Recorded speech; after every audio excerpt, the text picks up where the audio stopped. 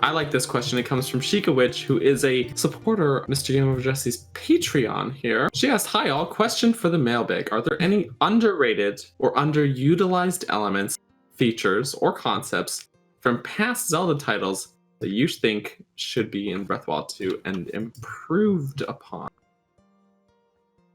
It's a very broad question, but underutilized ideas or concepts that you think could be brought back and improved upon. And I'm just going to say it right now, the spinner from Twilight Princess. Spinner from Twilight Princess. It's the definition of underutilized. And that item, when I got it, and this is so cool, and it has so much potential, and they're just like, yeah, you go on the rail track. No, there's the part in like 𝐓𝐻𝐼𝐢, depending on which version of the game you're playing, where you have to get the heart piece. Yeah. You can go on the wall and get one. I love that depending on which version of the game you're playing. If it's flipped or not. If it's east or west, if it's flipped. I know the one he meant. Yeah, Daniel knows. What about Skyward Sword? That weird blowy thing they have. That was in Minish. Oh, the Gust Bellows. Yeah. There was the Gust Jar in Minish Cap, which was actually pretty well utilized. Yeah, and then Nintendo stole that idea back. from Capcom. But they're opposites, because the Gust Jar sucks air in, and the Gust Bellows blows air out. Mm-hmm. So there's just the opposite. Except the Gust Bellows was completely underutilized. It's just like blue sand. I dusted Pipit's house for his mom. Yeah. I'm like, blow this boss monster out of the sand. It's honestly most utilized Super Smash Brothers, because you get to blow people off the edge and they get really upset about it. No, it's the worst item in Smash. So, Daniel, your husbando in the chat, before we give our answers to it, he mentions his review on iTunes for the podcast, but I sent that to you, man. Do you know where you sent it to me at? So we can go ahead and read it. But I do have it. Okay. I think I have a screenshot of it. If you can read it, that would be great. Because I forgot about the reviews on iTunes. That was your idea. That is true. All right. Do we want to finish this question first? And then I'll read it out. I've got it here. Yeah, you can after we all answer the question, you can read it as everyone else is looking for a question in the chat to answer. So again, people in the live chat, if you're watching, give us your questions, especially some aimed towards JJ. So what are you doing, Tubes? What are we doing? Trying to figure out which side he's on. I realized that my green screen is showing, so he's on my side. Great. Yeah. So, Dan, you'll answer. JJ, do you have an answer? About underutilized Zelda stuff. Zelda mechanics or ideas. Doesn't have to be items or weapons. I was thinking about, because since we were talking about A Link Between Worlds, I was thinking about the idea of like being able to choose some of the items or some of the gadgets and like, stuff that you could, equipment that you could use like in different times. I think that concept could be expanded upon, not necessarily implemented in that same way, but maybe like tweaked for something different for Breath of the Wild 2 or another Zelda game. Because that open-endedness, a lot of people had thoughts about it, and I thought that was pretty cool. And I mean, there's a lot of open-endedness with Breath of the Wild as it is, but like maybe expanding upon that particular idea, whether it's items or something else, like that could be very interesting to go along with the theme or just the overall design, like Breath of the Wild 2. Yeah, I would like it if they did both, to where like some of the dungeons you would get the dungeon items in, but then there's other dungeons to where you can go into them anytime. But then some dungeons is like, you can still go into them anytime you want. It's just you get that dungeon inside the item, or you get the item inside the dungeon. Whereas others, you acquire the items outside, like you do in Breath of the Wild and Link Between Worlds. So like if they had a mix of it, I would really like that. Because I still like the surprise of getting it. But that's a really good idea, JJ. So, do you have any others that you'd like to see Any other mechanics? I think they should, like, this might be controversial, but maybe if they brought back the green hat.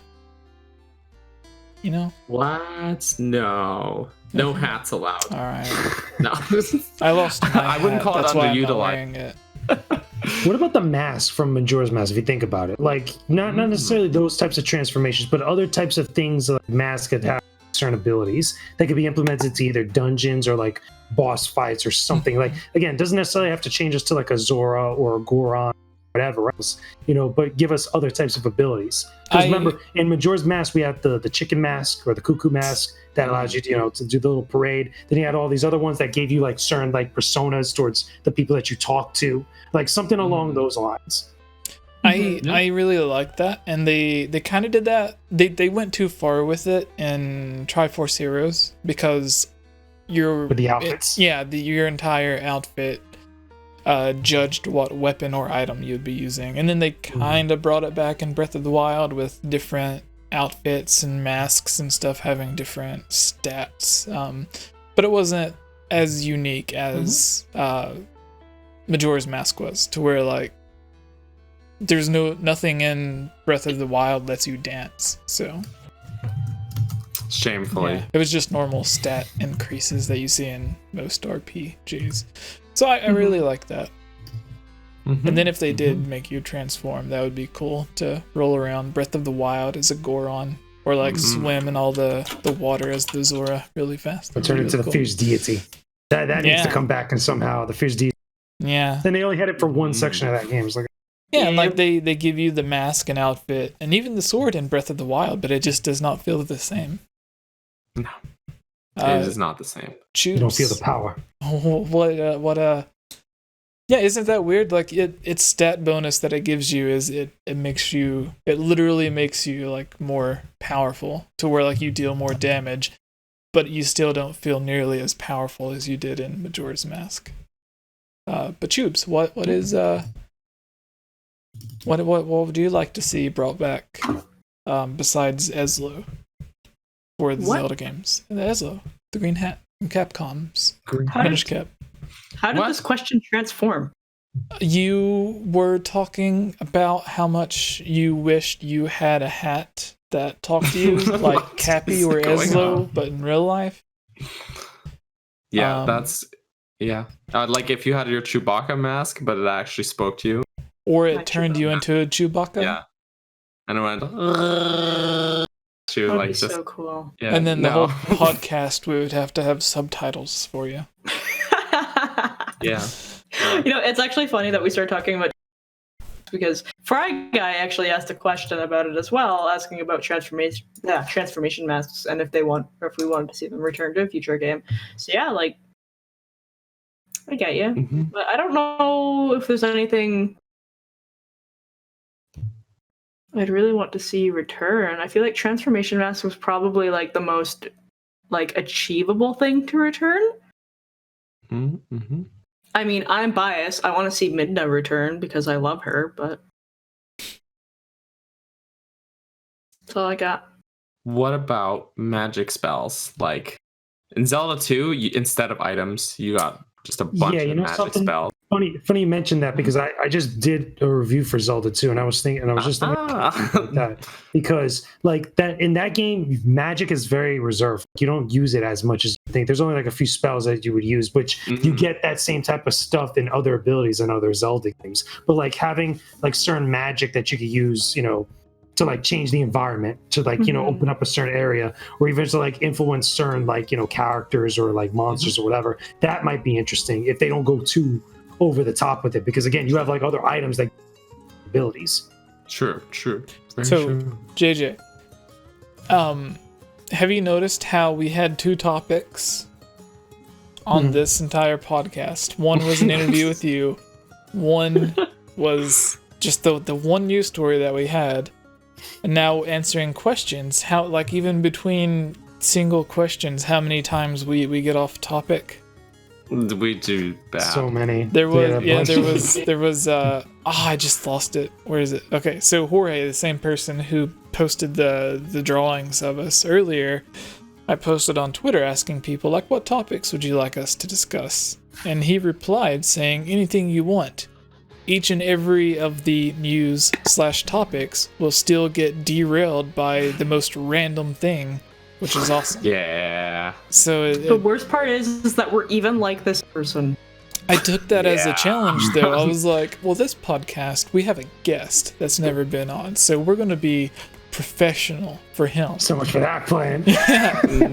Yeah, we straight failed that one. Yeah. It was good I content. should mention, Yeah. we do, Jesse, have two super chats we have that we two should super address. chats. Yeah. So one comes from Marsupial Gamer, good guy John. He says, if Nintendo remade the Oracle games for Switch, what style would you prefer? Link's Awakening, Link Between Worlds, 3D a la Ocarina of Time, Breath of the Wild, or... And I'm just gonna say, I think the Link's Awakening style is very suitable for that kind of adaptation. You know, you could very faithfully adapt a 2D game into that kind of art style without much compromise. But if you changed it to a 3D style like Ocarina of Times or Breath of the Wilds, because you have to shift the perspective and Link's proportions and everything. Yeah, there's a lot of the design that you couldn't necessarily carry over faithfully, so there might be compromises that would have to be made that way. So I'm going to say, to make people feel like they would have to buy both of them, to where like some people might look at them if they are in the same art style, like, well, like if they don't know what the difference is, like they might assume like it's just like Pokemon, to where it's like, oh well, there's just like a few different Pokemon and a few different story beats. There's not really anything. Like maybe they assume it's just like, oh well, there might be like a new dungeon and not a completely different game, which they are. So I would say have one in the Link Between Worlds art style, but in HD, and one in the Link's Awakening art style.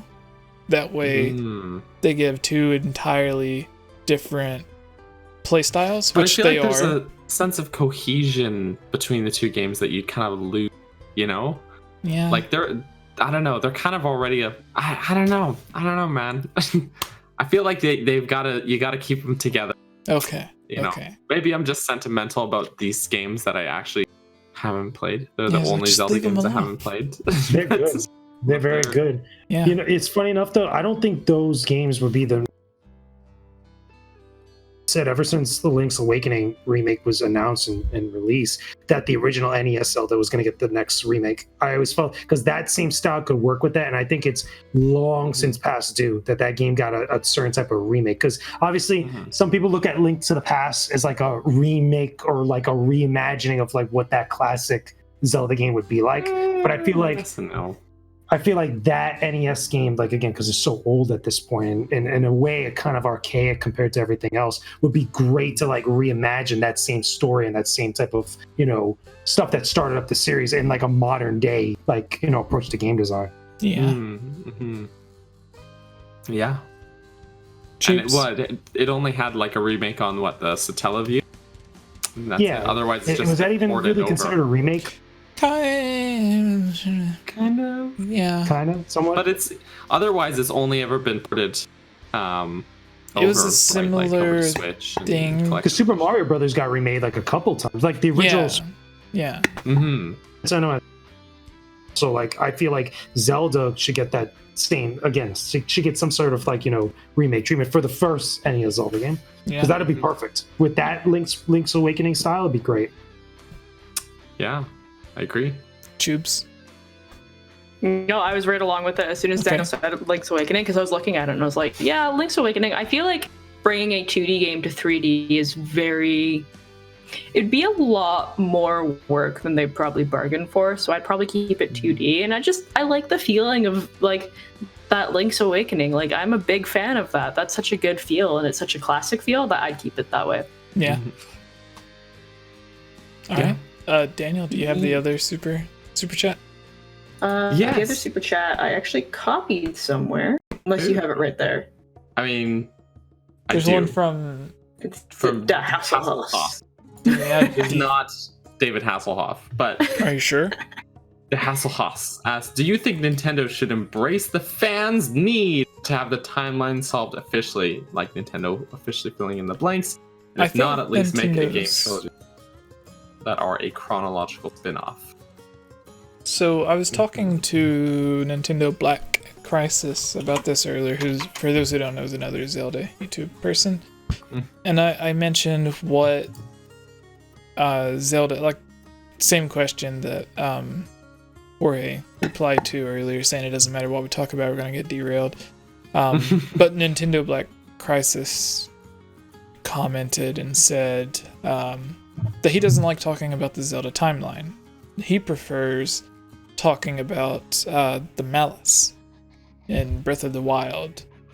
And I replied to him saying that I usually don't like talking about the timeline unless someone asks about it, like they need it somewhat explained to them or something. Because I look at the official Breath of the Wild timeline and think that it works perfectly. Like if you've played the games, or even if you haven't, and you just read the story of the games, and then you look at the way that they have it, it works. Even the few times that they've like had an updated version where they've like changed some things around, like the Oracle games and Link's Awakening and stuff, which are games that they can switch around, like those don't really matter too much. It's still odd that they do change it around when like they don't. Now we know why, because they're releasing a remake to it with Link's Awakening. But at the time, it was like, why would they even bother changing those around? Because like the Oracle games used to happen between A Link to the Past and Link's Awakening. Now it happens after, I think. I don't know how they changed it. It used to be Link to the Past, Oracle games, then Link's Awakening. Then they switched it, so now it's Link to the Past, Link's Awakening, then the Oracle games. Even though the first way made more sense, in my opinion, but it's all those 4 games are the same Link. But yeah, Link's Awakening story is that he's on his way back to Hyrule from another adventure when he shipwrecks onto the island. So having the Oracle games be that other adventure kind of made sense. Yeah, especially because at the end of the Oracle games, from what I know from the internet, because I haven't actually beaten them, but you do see Link leave on a raft as well, back to go back to Hyrule. And it's like, it just makes sense. Yeah. So, anyways, what are we talking about? Zelda. The question. Yeah. No, I know his question, but it's like, what was it? He was talking about the timeline and like clearing up the timeline. Do you think Nintendo should embrace the fans' need for the timeline officially, or like don't they already do so? Yeah. So Daniel has a video explaining it. So Daniel, a lot of fans think that Nintendo never had a timeline in place or in mind, that they just did it because the fans were asking. Daniel has a really good video on his channel that people can check out where he uses facts. That's very important, that a lot of people in websites and YouTube channels, when they're talking about gaming stuff, they don't use. But it's a 4, sometimes 5-letter F word called fact or facts. So I just thought when I was writing the script for that video, I was like, research. Yeah, research. Yeah, and some people don't do that. But you use actual interviews from the creators of the Zelda series, to where like after Zelda 1, and they're talking about Zelda 2, and they're like, yeah, well, it just happens sometime after Zelda 1, so it just makes sense. And then with the Link to the Past, which was the 3rd Zelda game, they're like, well, it's called A Link to the Past because it's the 3rd game, but it takes place in the past. So A Link to the Past, it just kind of makes sense. It's a prequel to Zelda 1, and that's that.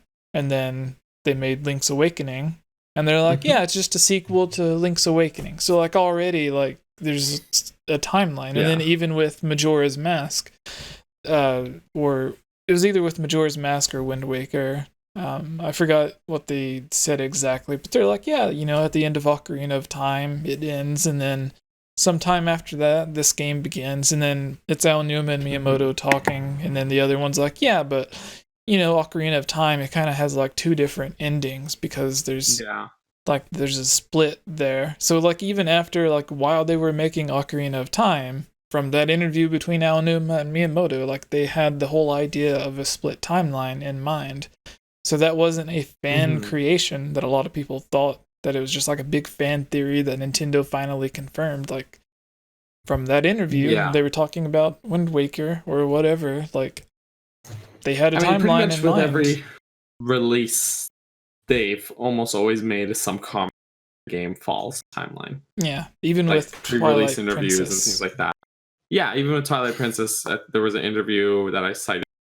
Aonuma was basically, where he said, oh, well, Ocarina of Time has multiple endings based on, where Link leaves the world off versus Link going back in time. And he basically confirms that timeline split happened. Yeah. And that was like 2006. So, it was like saying it basically takes place around the same time as Wind Waker, but on this other separate timeline. Endings. Yeah, exactly. So it's like, basically the gist of the video is that Nintendo building on maybe things have shifted and changed, but they've always had a timeline from the start of Zelda 1 and Zelda 2. That's a timeline already. There's 1 and 2. And then they made a prequel, and then they made a sequel to the prequel, and then they made a prequel to the prequel, and then they made a sequel to the prequel of the prequel. Yeah.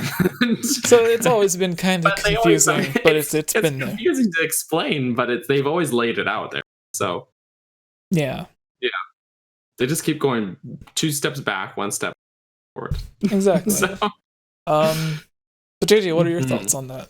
Sounds like they were just winging it straight up. But honestly, I think that they already based it. I think that they've had some sort of game plan as far as, kind of keeping things a little bit consistent, or at least, giving fans and people that care about this stuff enough to kind of like chew on and follow. But I think they've always embraced like the fans' need for, things to kind of all connect and stuff. I mean, if they didn't, we would have never gone Hyrule Historia. We would have never gone things like that. So that's where I stand on it. Choops. Yeah, no, I totally agree. Like, they definitely have some sort of plan, because if you think about it, like, we're seeing a lot of the same characters that come through, whereas, when you talk about other games that are, like, big franchises, like Mario, like, there's no storyline there. Mario is collecting stars. She got kidnapped again. Mario timeline. Where is that at anyway? He's jumping on Goombas. Yeah, sadly, they do have there is a Mario timeline that is 10 times more confusing than... No. You can't have a Mario timeline. I just don't want to know the can't. Mario timeline. I'm not getting into that. I should make that video. When you want to spend the next year of it's your like, well, life you see, research. Peach gets kidnapped in this game, but in this game, it's Daisy. Yeah. Yeah. In this game, it's Sprixies that get kidnapped. I feel like there's so much just like story and so much depth that goes on in Legend of Zelda. There's no way that you can't be like, oh yeah, this cool lore thing is going to happen, but it will never connect to anything ever again. Because you're not going to think that far ahead just to throw it into the wind. That doesn't make any sense. They put way too much time, work, and resources and money into these big projects to... What? Are you pointing at me? I don't know. Yeah, I'm just pointing at all of us. All of us. Yeah, those are my 2 cents. Cool. Here. JJ, were you able to find a question in the chat? No, I was not. Cool. Okay, even better, JJ. If you could ask one person in the gaming industry, like Miyamoto, Aonuma, whoever, Fujibayashi, I think, is like the developer of the Breath of the Wild. Whoever the CEO is of Nintendo, whoever the CEO is of Square Enix, just anyone. If you could ask anyone in the gaming industry one question, who would it be and what would you ask them? Oh, that's a tough one. Instead of you picking out a question, that's your question. There's so many to answer. Because, again, between Miyamoto, between Numa, between Kojima, between, Taiyasu, like, again, the list goes on, like, insane, like, because there's so many franchises. Ono-san, even thinking about that. Well, technically, no, I can't count Ono-san because I technically already did that. But like, it's just insane, man. I don't know if I can really answer that question because I don't know. Like Yeah. I know in my travels, to like E3 and stuff, I've been in the same room with some of these people. Like some of them I have not gotten to talk to yet, but some of them I have, and I've had asked them a couple questions like here and there, like with Ono, like I mentioned before, because Ono is the producer of Street Fighter, and I'm a big Street Fighter fan, so talking a little bit with him about just Street Fighter as a franchise is always funny because he was from Street Fighter 4 on. Yeah. But to be able to sit in a room with Kojima and be like, listen, were you really thinking about things being that weird or that deep when you were making Metal Gear Solid or Metal Gear Solid 2? Like stuff like that, I could easily say that, but then I would love to have a conversation with Miyamoto and be like, did you really think you were trying to make the perfect game when you made Super Mario Brothers? Like, things like that. It's very hard to pick one thing. I don't think anybody could really pick one thing because as soon as you think of that, there's all this other stuff you want to get focused on. Mm-hmm. I like it. Indecisive. Indecisive. Well, it's the truth because it's like if you only have one question, who are you gonna ask? Like, there's so many make people. it count. That's too hard. That's a hard choice. Yeah. Like I always joked around that, like with Miyamoto or Aonuma, like I would just have Breath of the Wild and then their official timeline they made because they never gave it a placement, and I would just be like, just point.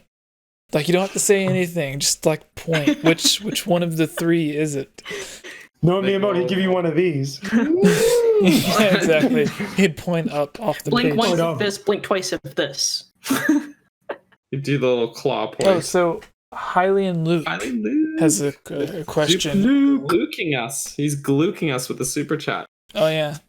Tubes, do you want to read it?